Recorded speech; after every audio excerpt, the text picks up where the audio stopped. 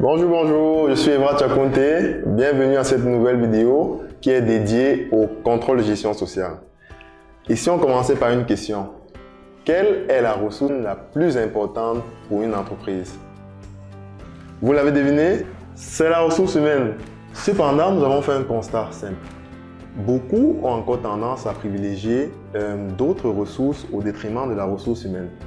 Les marchandises, les matières premières, les immobilisations. C'est pourtant cette dernière l'artisan principal de la création de la valeur ajoutée en entreprise. Et c'est fort de cela qu'émerge une nouvelle fonction, le contrôle de gestion sociale. L'objectif du contrôle de gestion sociale, c'est simple, c'est mettre en avant, booster la fonction ressources humaines en entreprise à travers un ensemble d'outils que je vais vous expliciter.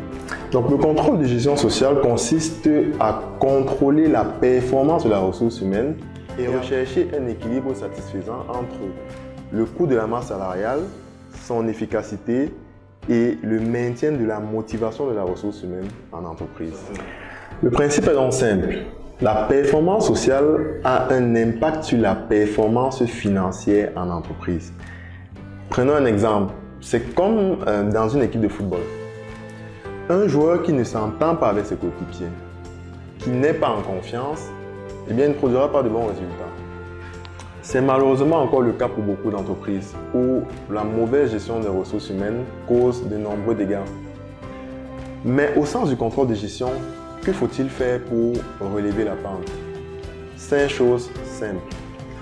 D'abord, mettre en place un SIRH, un système d'information des ressources humaines, grâce auquel on va pouvoir accéder en permanence aux informations des ressources humaines. Donc, quelques exemples simples, le nombre d'absences du personnel, l'âge de votre personnel, l'ancienneté du personnel, qui sont des données très importantes.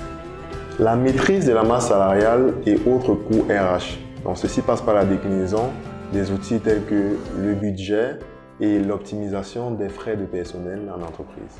L'élaboration des tableaux de bord et indicateurs de performance, ce qui va nous permettre en permanence de jauger en fait l'efficacité du personnel. Le reporting RH pour être informé en permanence de l'activité des ressources humaines. Cet outil est en général masterisé par les gestionnaires de ressources humaines qui doivent produire en permanence des rapports d'activité liés au personnel. Donc, le Big Data et les Data Warehouse RH. J'insiste ici pour une simple raison. J'ai eu à constater que beaucoup de PME ne conservent pas efficacement les données de leurs ressources humaines. C'est-à-dire que, en général, sur une période de 10 ans, il est difficile pour beaucoup de PME de ressortir les données de leur personnel sur cette période. Et c'est pourquoi il est capital de sauvegarder en permanence vos données RH. Si vous avez encore des difficultés à assimiler ces notions, eh bien rendez-vous à DT Consulting. Les contacts vous sont donnés à la description.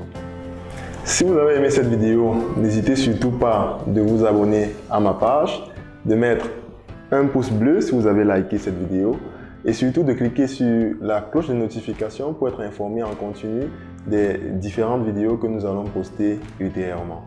Je vous dis merci et à très bientôt.